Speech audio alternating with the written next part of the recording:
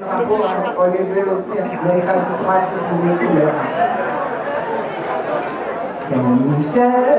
qui nous l'a donné pour que vive ma souris. Encore salut le trésor de nos cœurs et nos trois sublimes couleurs de nos drapeaux.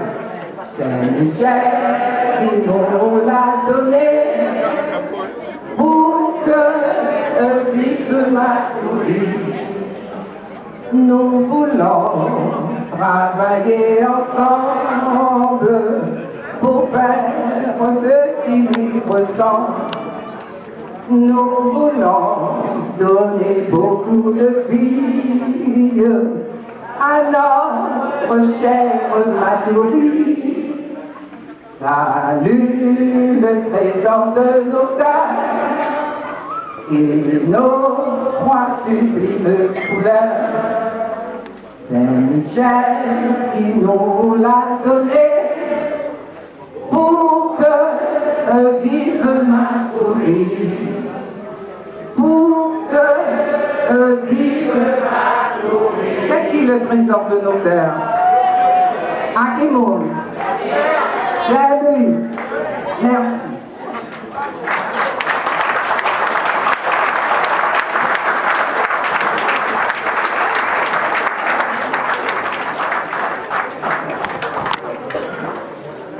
Je connaissais toute forme d'écrin, mais je ne connaissais pas un écrin musical de cette nature pour ce trésor qui sera obligé de se faire voir ici.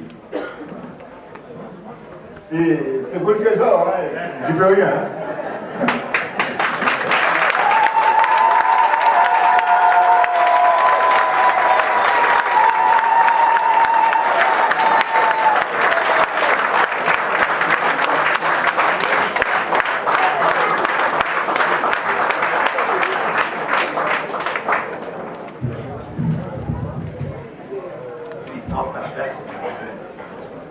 Mes chers amis, Maturienne, Maturienne. Aujourd'hui, c'est vrai, c'est une journée particulière, puisque, on l'a pas fait exprès, hein, c'est aussi la journée internationale de la femme. Donc, j'ai une pensée très forte pour les femmes, parce que sans elles, n'aurait pas existé, en fait. Et comme a dit effectivement mon directeur de campagne, c'est vrai, ce sont les femmes qui m'ont hissé, qui m'ont poussé à justement prendre ses responsabilités, après quitter mes fonctions, pour justement me mettre au service de la ville. Et elles ont créé le mouvement des femmes qui est devenu les turbites de Matou. Vous savez, quand les turbites ont commencé à tourner, elles ne s'arrêtent pas. Et vous amènent où que vous vouliez aller à destination. Alors je voudrais, en ce jour exceptionnel, aussi avoir une pensée pour ce mouvement des femmes qui sont encore là dernièrement. Nous avons montré celle de début, une belle photo avec des jeunes de l'époque que nous étions, et puis aussi toutes les femmes du monde. Donc je pense que, effectivement, nous sommes reconnaissants, et j'en suis reconnaissant, bien sûr. Et dans tout cela, quand je parle de femmes, je pense à ma mère aussi, parce que je sais qu'elle est avec moi là, justement parce que j'ai compris beaucoup de choses lorsque j'ai vu des photos, des actions. Et ce qui est devenu Matourie, je dis tiens, le pater, il avait une femme à ses côtés. Et c'est elle sans doute qui avait les grandes et les dernières décisions qu'il mettait en application. Voilà. J'en veux pour preuve un petit exemple. Depuis des années, lorsqu'il a été élu maire en 59, un an après, vous avez une démarche qui a été faite vers l'ouverture avec des gens qui sont venus, notamment de Martinique, avec deux programmes. Un programme de la SICAMA, un programme de la Désirée. La commune, quand je vous parle de ça, c'était la forêt. Et c'était deux projets de développement économique, notamment pour la mise en boîte de l'ananas. Et c'est ainsi qu'il est arrivé des familles, des Patoles, les Musées, les Pagila, les Labranche, les Laurent, dans un programme que le maire avait conçu et dont il y avait 60% de personnes extérieures et 40% de personnes de Matoury. Et c'est ce qui est devenu, après, la bourgade de Trois Maisons est devenue une commune, puisqu'on avait l'idée de la faire disparaître, pour nommer ou créer une nouvelle commune qui se serait appelée Rochambeau. Parce qu'il n'y avait pas grand-chose dans la ville de Matoury. Quand on passait, à l'époque, il fallait, et certains qui s'en souviennent, qui sont encore là, il fallait accrocher une lampe de l'alerte tempête pour faire savoir qu'il y avait, on traversait une commune quand on allait à Rochambeau. Eh bien, j'ai cette pensée de ce programme parce qu'en fait, il fallait pouvoir trouver un motif pour maintenir cette commune qui n'existait pas encore sur la carte. Il a fallu après s'imposer pour que cette commune puisse sortir. Et beaucoup de nous avons repris les cartes militaires, c'est là qu'on pouvait retrouver Matoury. Mais Matoury n'existait pas sur les cartes de cartes courantes qu'on trouvait dans le commerce. Et c'est ainsi qu'au fur et à mesure, dans les années 60-63, après le passage du général de Gaulle, en 63-65, eh bien, le maire a donné un dossier à un de ses ministres ou des chargés de mission qui l'accompagnait pour créer le premier bourg de Matoury en 1963-64. Et c'est en 1969 qu'a été édifiée la première maison de Matoury qui est devenue d'ailleurs par le père Cathy à l'époque. Le père Cathy qui a construit une maison qui est devenue un commerce qui était juste à côté de la mairie et que nous avons racheté et démoli récemment pour en faire une extension de parking et en perspective de l'extension de la mairie parce que la mairie n'est pas terminée. Donc vous voyez en fait, quand je parle de cela, en fait 57 habitants, 102 habitants de l'époque, et lorsque nous sommes arrivés avec l'équipe des mouvements des femmes, la ville comptait 3333 habitants. Il y a à peu près une vingtaine d'années.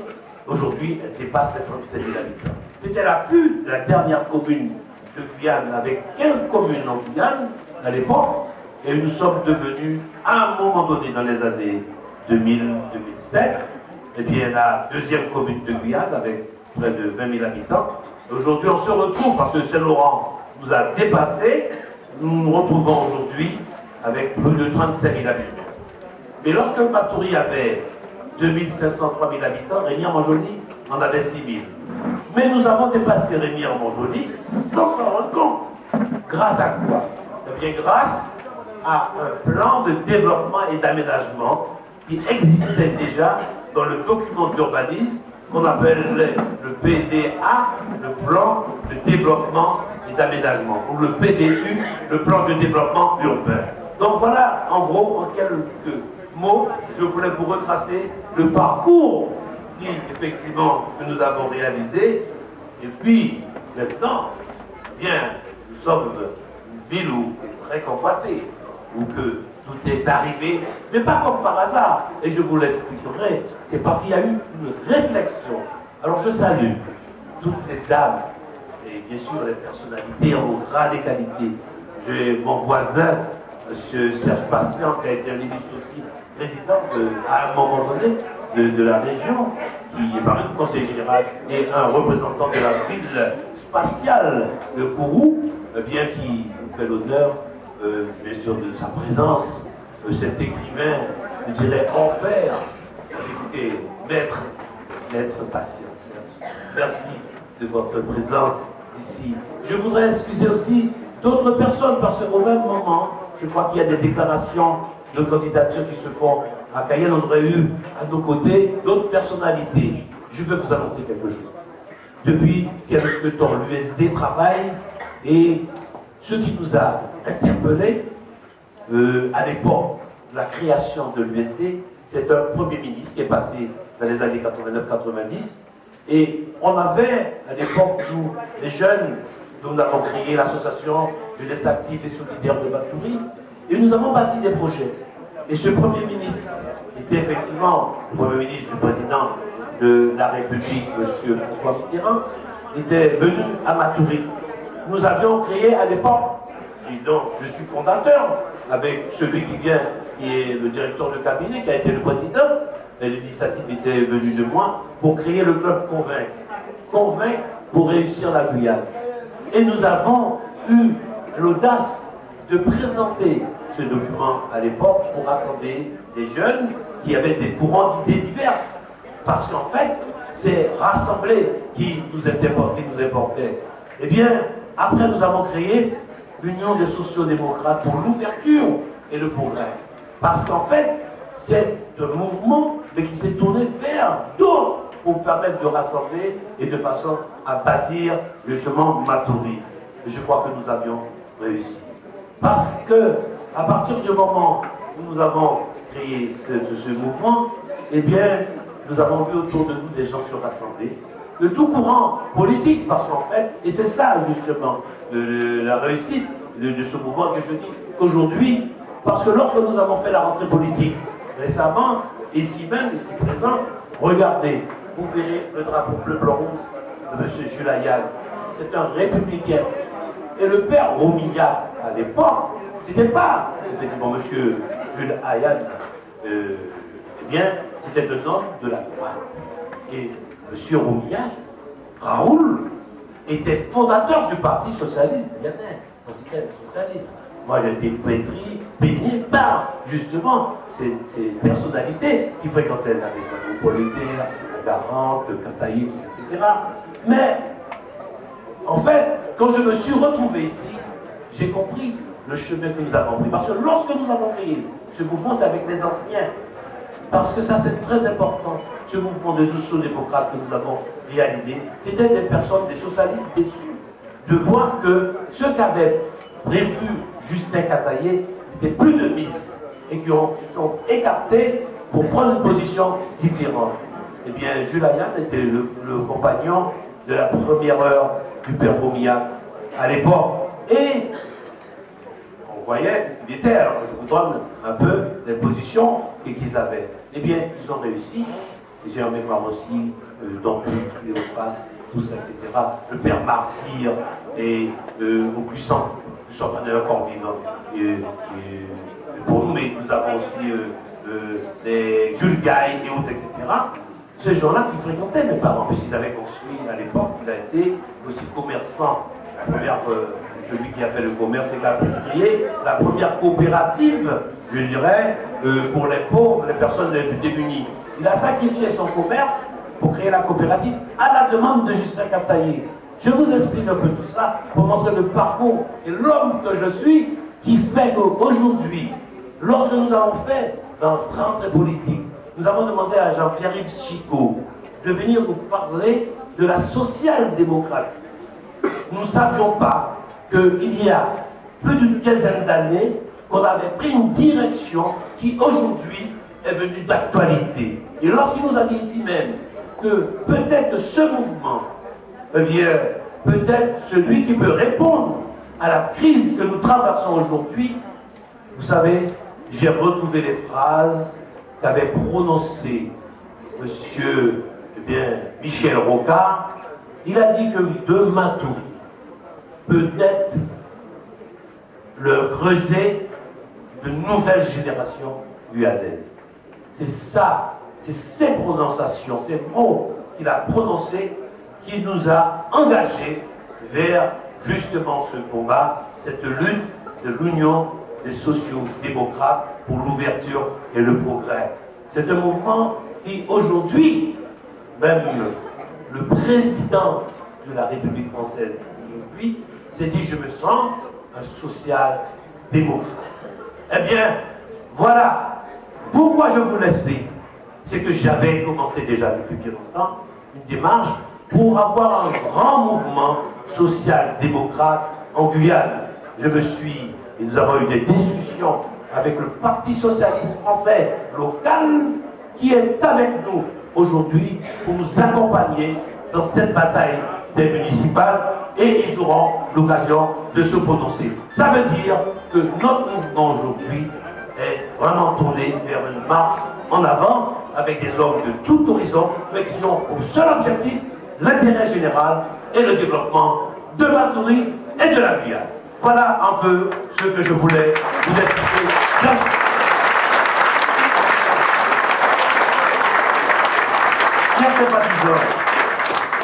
Chers sympathisants de notre mouvement, eh bien, vous aurez compris, c'est un bonsoir, bien sûr, un bonsoir et merci à vous toutes et qui nous honorez de votre présence. Je ne serai pas très long ce soir, parce que je dois vous présenter les hommes et les femmes qui nous accompagnent pour cette prochaine séance de mandature.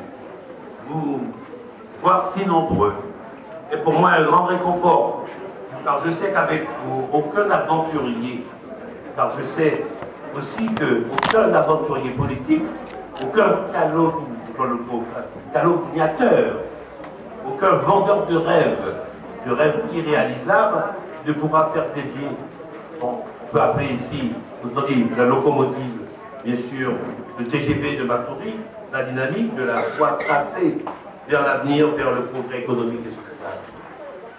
En effet, comme cela vous a été dit tout à l'heure, deux listes. Deux listes sont constituées d'une, oui, c'est possible, conduite par JVC, l'autre unie par pour Matoury, respect, liberté, ce que M. Pélageau a dit, respect, liberté et démocratie, conduite par un certain, bon, je n'aime pas prononcer son nom, parce que il est tellement irrespectueux, tellement malhonnête, que je l'appelle ce monsieur. C'est difficile pour moi. Vous savez, on a quand même eu des conseils municipaux, mais quand je vois le comportement de ce parlementaire, qui va rester dans son cadre parlementaire et se permettre d'insulter, de dire à mes conseillers municipaux, notre assemblée municipale, alors que j'assure la police, le chef de la police municipale dans l'assemblée, se permettre de dire à mes conseillers municipaux, si vous n'êtes pas content que je parle, parce qu'il prend la parole et se lève et dit vous n'avez qu'à sortir à la place du président de la séance. Vous, si vous aviez fréquenté notre conseil municipal, vous aurez vu effectivement ces comportements-là. Je l'ai dit bien plusieurs fois, alors que plus démocratique que moi. Tu meurs, j'ai écouté plusieurs fois, mais à un moment donné, je dis votre temps de parole a été quand même suffisant, donc vous pouvez, bien sûr, laisser la parole à d'autres, etc. Donc ce monsieur, voilà. C'est pour cette raison que, par moment, je dis non, c'est vrai, mais difficile de prononcer ce nom parce qu'il devait non seulement avoir respect en tant que maire, premier magistrat de la commune, officier d'état civil, officier de police judiciaire, représentant l'État dans sa commune, et bien en tant que parlementaire, il devait justement s'y souscrire. Parce que dans le règlement, il y a de l'Assemblée nationale, vous avez l'article 71.1, le règlement intérieur, qui demande à chaque député de respecter, d'avoir un comportement exemplaire. Alors ce monsieur-là n'a jamais eu ce comportement-là. Et il peut être, j'aurais pu écrire effectivement au président de l'Assemblée pour le rappeler à l'ordre. C'est peut-être pas trop tard, mais bon, je crois qu'aujourd'hui on a laissé passer, on a tourné vers autre chose, mais je dis que ça n'a pas été sérieux de sa part pour tenir de tels engages. Eh bien, mes chers amis, voilà, donc ces personnes se présentent à vos suffrages. Et je disais tout à l'heure à la presse, j'ai vu passer un document où il a d'utiliser les armes de la commune, les cuissons de la commune. Alors il m'a vu traverser l'esprit parce que, vous savez, les cuissons de Matoury, à l'époque, n'existaient pas. Et en 86, quand je me suis rapproché, puisque j'étais secrétaire intercommunal, donc je venais de la maison des maires, de la coopération intercommunale, je travaillais pour toutes les communes de Guyane, hein, et j'ai fait là mon apprentissage aussi. Et cet écusson-là, je suis venu voir le maire à l'époque, et je lui ai dit, mais écoutez, je suis passé dans différentes communes, mais pourquoi Matoury n'a pas d'écusson? Et j'avais commencé à travailler là-bas. Et c'est ainsi, avec des amis, j'ai commencé à réfléchir sur les armes de Matoury, qui est devenu l'écusson, avec des amis extérieurs, tels que chez Mickey qui vendait des appareils de sonorisation. J'ai travaillé avec un gars qui avait des connaissances en infographe, en essai, et nous avons produit un document, enfin, un insigne, l'écusson, que j'ai proposé au maire, qui est devenu les écussons en 1986. Mes collègues doivent le savoir. Je n'étais pas le maire, moi, mais j'ai participé à quelque chose pour la ville de Matoury, parce qu'il fallait qu'elle puisse avoir ses écussons. Alors je vois qu'il a mis l'écusson sur l'affiche, et puis il la regarde de l'air égaré, C'est une cuisson qui, effectivement, vue de haut. Je pense que vous allez peut-être voir cette photo-là. Alors, je pense qu'il est obnubilé par... Moi, je ne peux pas non plus laisser dire des choses à tout moment sur, détournement de fonds, on fait de fausses en écriture, qu'on a de fausses délibérations. Enfin, quand même, le député sait très bien qu'il y a des contrôles de légalité, mais comme il est absent, il a toujours été absent. Alors il faut faire de l'administration avec des lettres ouvertes ou des lettres revues. Non, vous devez être présent. En plus, vous savez, si vous avez des policiers avec lui dans son groupe, il peut vous donner des informations. Mais en fait, voilà. Donc c'est subitement s'est réveillé. Mais en fait, je vous dis tout ça parce que j'ai vu sur la presse d'aujourd'hui encore une déclaration. J'ai interpellé les avocats, j'ai dit qu'est-ce que vous pensez que. Parce que je commence à avoir marre. Ils me disent oui, mais la presse dit qu'il a dit. Alors donc il faut peut-être trouver quelque chose pour y aller parce que je ne veux pas perdre mon temps. Mais de toute façon, à un moment donné, je vais réagir. Mais je pense qu'on ne peut pas tromper les bateauriens. Il y a un bilan, il est positif, et c'est vrai, nous sommes fiers de voir que la vie. Et les bateauriens, on le ressent, on voit un peu ce qui se passe. Alors j'ai dit que l'autre jour, j'étais à la télévision, eh bien, le 23 mars, les bateauriens vont me répondre.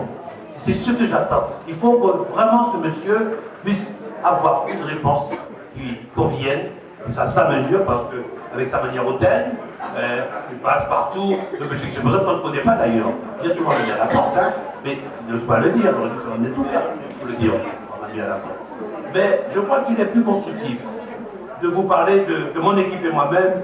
Nous vous proposons de réaliser avec vous, eh bien, pour que Matoury continue sa marche en avant, car chacun d'entre vous a pu se rendre compte par lui-même de tout ce que nous avons réalisé au cours de ces 6 dernières années.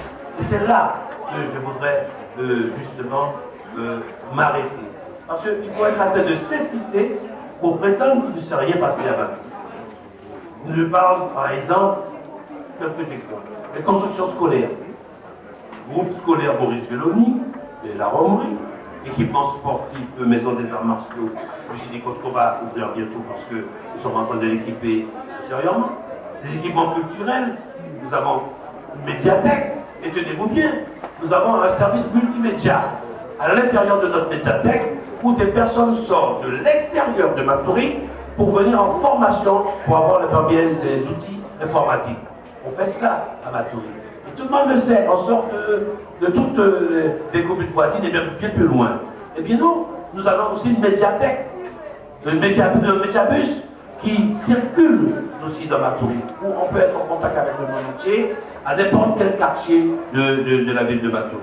Nous avons aussi la salle polyvalente de Sainte-Rose de Lima, par exemple, où il se passe tant de choses avec la formation qui est dirigée par la régie du territoire. Un des outils qui va jouer un rôle de plus important dans l'avenir, parce que c'est indispensable aujourd'hui que la commune ait ce dispositif-là. La seule commune en Guyane, il y a des régies de quartier dans d'autres communes, mais la régie du territoire, de l'ensemble du territoire, il n'y en a pas 2 en Guyane.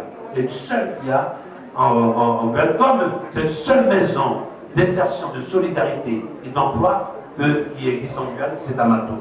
Et ça a été créé depuis bien longtemps. Il y avait l'agence municipale pour l'emploi. Tout ceci, c'est pour dire qu'il y a eu toujours une démarche vers la recherche de l'emploi pour intégrer le personnel. Alors, Sainte-Rose de Lima aussi, qui a cette salle, vous avez aussi dans l'école de musique et de danse. Dans l'intérieur, nous avons un studio d'enregistrement. D'ailleurs, Mustiva, merci, hein, parce que c'est lui qui avait ouvert lors de l'inauguration, et il m'a dit, plus tard c'est aujourd'hui, il m'a dit, au téléphone, il m'a dit, je veux chanter quelque chose, donnez-moi une petite chance de chanter quelque chose pour vous. Ah ben, ça a été fait, je ne savais pas que tu aurais intervenu, mais Mustiva, ah bien, bon, mais ce sont des gens qui, au fur et à mesure, vous avez vu la chanson Haïti, la transformée en Matoury, c'est ça. Et j'espère qu'avec toutes ces personnes-là, nous allons faire quelque chose de formidable. Donc, vous voyez, avec des jeunes, la requalification urbaine, en la RHI connaît la Mirande, et bien la Tacotonia Péon, tout ceci pour vous dire que nous avons, avec tous les programmes qui ont été réalisés sous le développement économique, zone commerciale tertiaire, Pont du Larivo, le Parkway, le Family Plaza, le Carrefour Matoury. Mais ce sont des emplois. Nous avons fait dans le document qui sera distribué à tous les habitants de Matoury, je vous avais promis un bilan financier après les 2 premiers bilans de mi-mandat et de fin de mandature. Le bilan financier fait apparaître un investissement considérable. Et nous estimons que dans les 6 dernières années qui se sont découlées, nous avons créé 1500 emplois. Citez-moi une collectivité, un établissement qui aurait créé 1500 emplois dans les 6 dernières années. Mais quand vous dites 1500 emplois, c'est 1500 familles qui sont nourries. Il faut suffit de multiplier le chiffre par 4 pour voir la population que justement c'est vrai. Moi je vous donne quelques exemples. C'est Carrefour Matoury, c'est Family Plaza, c'est 53 commerces qui sont arrivés, Agora, le but, c'est aussi Welcome, Bricorama et Brico-Céram. Vous avez vu ça, là, dans les 6 dernières années, vous avez vu des équipements style éco, tout ça, etc. Donc ce n'est pas du rêve, c'est une réalité. Et bien quand on compte un peu les investissements, plus les groupes scolaires que nous avons réalisés, eh bien vous avez environ 1500 emplois, donc 300 emplois dans le secteur privé et 1200 emplois en gros dans le secteur public. Mais quand on regarde le volume d'investissement qui a été réalisé par Matoury avec les partenaires privés, c'est-à-dire c'est quand même des sommes importantes. Par exemple, le Family Plaza, c'est environ, avec but, c'est près de 105 millions d'euros qui ont permis de maintenir des emplois qui existaient, puisqu'ils ont fait travailler le BTP, parce que c'est ça, ça donne le travail aux bâtiments et travaux publics. Mais quand ils sont terminés, on recrute des gens pour faire fonctionner ces activités. Eh bien, il fallait aller les chercher, ces gens-là. Parce que Carrefour Matoury, c'est 30 millions d'investissements. Le village du bâtiment, qui est juste à côté, ici, dans le secteur de la Rivo, le village du bâtiment, dont je fais état sur mon bilan d'image, eh bien, c'est 17 millions d'euros.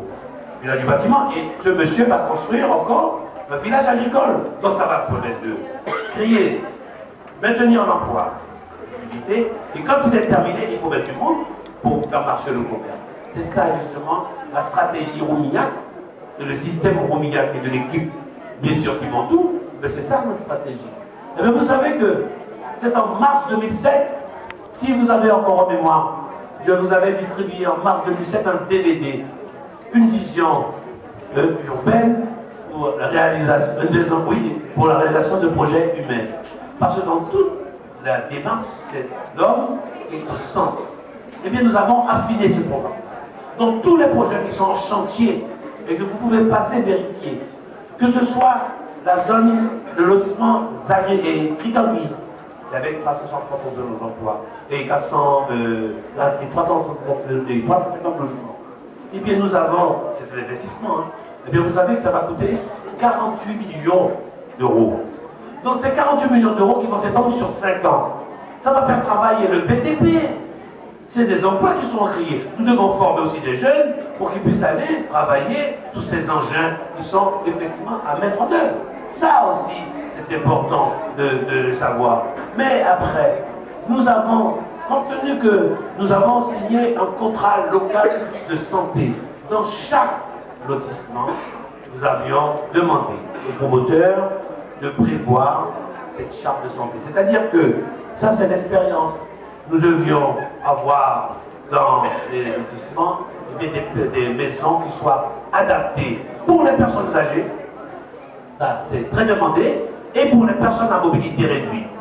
Cela veut dire que dans cette convention, cette charte, qui sera signée et qui a déjà été signée pour certains, puisque nous essayons même aussi de corriger les anciens lotissements qui sont dépourvus justement de ce système, eh bien, de pouvoir en profiter. Je vous donne deux exemples, vous avez vu avec les cabinets médicaux qui ont été créés. Et nous travaillons avec les privés, la démocratie participative. Le docteur Soulet, qui est un fan de la santé tous les samedis, il est très bien, il participe aux commissions en tant que bien sûr, personnalité privée pour permettre d'avoir une vision dans le cadre de ces développement de lotissement. C'est le cas, par exemple, à Conou-la-Mirande, à la Romerie. Vous avez un cabinet médical, vous avez des dentistes, vous avez des médecins généralistes, vous avez un gynécologue, vous avez des infirmières, des tout, etc. Donc il y a un petit cabinet médical qui s'est constitué. Et il y a une extension qui est en cours en ce moment-là. Mais qui nous aurait dit à Conou-la-Mirande, il y aurait eu sitôt l'écomax, boulangerie, pharmacie, etc. Et bien donc, nous essaierons de faire quelque chose de bien pour tous les autres quartiers, tels que Concorde aussi, qui existent déjà. Concorde, dentiste. Vous n'avez pas besoin de cela, hein. Vous avez même le laboratoire d'analyse, hein, au bourg. Donc, à Matoury, il y a des choses qui ont été réalisées, pas n'importe comment. Et nous avons, sur Concorde, effectivement des dentistes, médecins généralistes, tout ça, etc. Mais dans l'extension de Concorde, nous allons corriger les erreurs du premier Concorde, parce qu'à l'époque, c'était la SHLM. Mais la SHLM construisait ce logement sans prendre en compte la volonté municipale. Désormais, nous avons un partenaire, aujourd'hui, eh bien, et les chaises scolaires.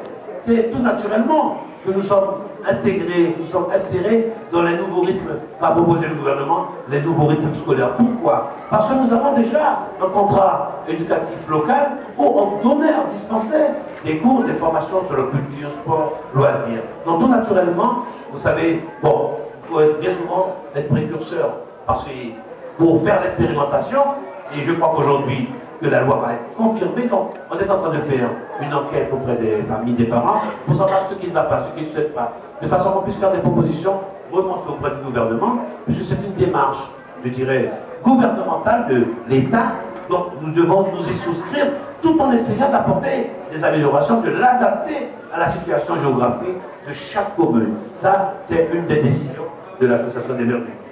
Et puis, on trouve aussi un complexe de la petite enfance à Copaya, une structure multi-accueil. C'est déjà dans les dossiers que je vous ai transmis concernant le PRU de Copaya. Mais c'est un mouvement là. Parce que qui pensait qu'on se serait sorti du côté du ranch? Il y aurait eu la plateforme de compostage, la route que nous avons percée là. Personne ne pensait. Eh bien, c'est pendant cette dernière mandature que nous avons fait ça. Nous avons fait une route qui nous ramène, relie à la Matourienne. Il y a le ranch qui est arrivé, mais ce n'est pas par hasard, avec le centre d'équitation. Et le ranch aujourd'hui, tout le monde s'y rend de temps en temps. Parce que c'est bien, c'est agréable. La cuisine, je peux dire qu'elle est parfaite, sans faire de publicité. Mais le PRU de Copaya, nous faisons une nouvelle sortie sur l'avenir, en désenclavant le bourg. On donne un coup d'air au bourg, en tout en recentralisant à la densification du côté de Copaya, avec un nouveau design, une ouverture avec une ligne architecturale différente. C'est plus la même chose. Nous sommes vers le modernisme, vers la qualité, des choses qui sont, je dirais, agréables à voir. Et puis, l'autre rééquilibrage, c'est la Cricanguille, avec justement ces 350 à 400 logements, avec un parcours de santé de Nébouvien, parce que c'est un éco-quartier, deux éco-quartiers que nous sommes en train de réaliser sur Matoury, c'est celui de Cricanguille et celui de Concorde. Et à l'intérieur de la Désirée et de Concorde, vous avez le maillage qui se fait, parce que les personnes qui habitent Concorde et la Désirée pourront échanger entre eux sans emprunter la route nationale. Bien qu'elle deviendra en 2 fois 3 voies, puisqu'il y a le premier tronçon Balata-Prom qui va se réaliser, et puis il y a le Prom Félix-Éboué, l'aéroport Félix-Éboué, qui est déjà en étude, si on dire du président de région. Mais nous aussi, nous faisons le maillage au fur et à mesure, par ça, et où nous sommes aussi, l'échangeur que vous voyez. Vous avez le petit rapport qui va vers la résidence Cogno, Cogno-Larivo, eh bien ça va permettre aux habitants de Cogno-Larivo de sortir directement au point sans passer par l'usine de bois qui est là. Et en même temps, vous aurez la branche qui ira vers le Parkway. Le Parkway, c'est un mot un peu américain, mais c'est la voie aménagée. C'est la voie qui nous amène vers l'espace. Et on veut donner, bien sûr, un caractère architectural avec un design exceptionnel à cette nouvelle entrée d'agglomération de Cayenne. Ça a été pensé avec des urbanistes et avec les promoteurs qui vont réaliser ça. Donc, avec le rapport Prom la Chaumière, parce que vous avez une route qui va commencer bientôt entre le Progr et la Chaumière, qui va aboutir, qui permettra après d'avoir un nouveau rond-point pour desservir Myriam à travailler. Voilà donc une réponse qu'on aurait pu lui dire pour qu'il puisse savoir. Désormais, il le saura, comme ça il saura et il cessera effectivement d'utiliser cet écusson, parce qu'en fait il dit mais il n'y a rien à Matoury. Mais il regarde les armes de la ville de Matoury. Quoi de plus naturel qu'il soit aussi le jeu, qu'il soit candidat, c'est le jeu de la démocratie. Mais comme il s'agit d'une élection municipale, on a en droit de s'attendre à ce que chacun des candidats, tête de liste, vienne devant les électeurs avec un programme indiquant comment il va mener son action pour améliorer la vie des citoyens qui peut en représenter. Et bien loin de là, ce n'est pas le cas pour lui à Matoury. Voilà deux candidats qui viennent vers vous avec comme unique programme. Un mot d'ordre, il faut déloger ou abattre Jean-Pierre Omiya. Je me le dis à un moment donné, et même en média, par moment, je me disais, mais qu'est-ce que nous avons fait à Matoury et qu'est-ce que j'ai fait pour qu'on puisse chercher à m'abattre? Il a dit, je ferai une affaire personnelle. J'ai même interpellé à un moment donné, mais je lui ai dit, parce que vous l'avez entendu comme moi, il a voulu se rectifier après, mais j'ai dit, mais il faut que je fasse attention à ce monsieur. Parce qu'il est, effectivement, il peut passer aux actes. À quel acte il va commettre? Parce que quand on le voit, il est vraiment comme un, je dirais, j'avais employé le terme de chien enragé, mais c'est vrai, à un moment donné, j'ai dit, mais je ne comprenais pas ce monsieur. Eh bien voilà, ces candidats, ils veulent déloger et disent que la méthode Omiya, ou le système Omiya. Eh bien, Emmanuel l'a dit, hein, c'est le travail. J'ai toujours travaillé pour toutes les communes. Quand je me suis mis au service de la commune de Matoury, eh bien, il fallait réussir. Il fallait démontrer que 6 mois, je passais dans toutes les communes de Guyane pour travailler, mettre les choses à jour, redresser les finances communales, etc. et conseiller les maires de Guyane de l'époque. Eh bien, je devais être exemplaire pour la ville de Matoury. C'est ce que j'ai fait jusqu'à présent. C'est travail, amour et passion de la ville. C'est pourquoi que je dis que j'aime Matoury, j'aime les habitants de Matoury, j'aime la population de Matoury, et c'est avec plaisir eh bien, que nous travaillons. On recommence des moments, des dossiers, 5, 8, soit 10 fois, mais il faut qu'on s'en parle, il faut que ça soit parfait. Je ne dis pas plus que parfait, mais parfait. Voilà. Et c'est pour ça que